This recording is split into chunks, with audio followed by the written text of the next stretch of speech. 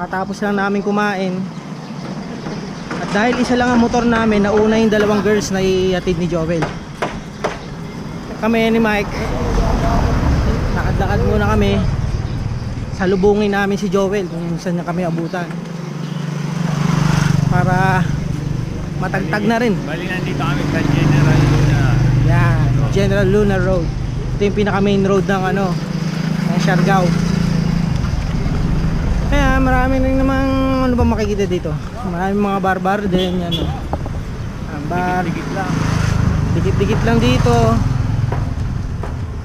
Yan, kung gusto mo uminom, kumain, dito na lahat. Tapos price check lang. Yung mga pagkain dito, yung mga kunyari top silog, mga ganyan, nasa mga 120. Tapos sira ulo yun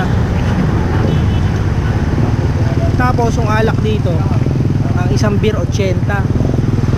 Mura na yung 50, pero kadalasan 80. Ayun. Ano? Ngayon, lalakad pa rin kami.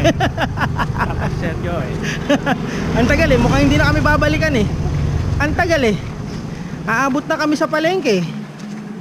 Ay nako. Oh, mamaya na ulit.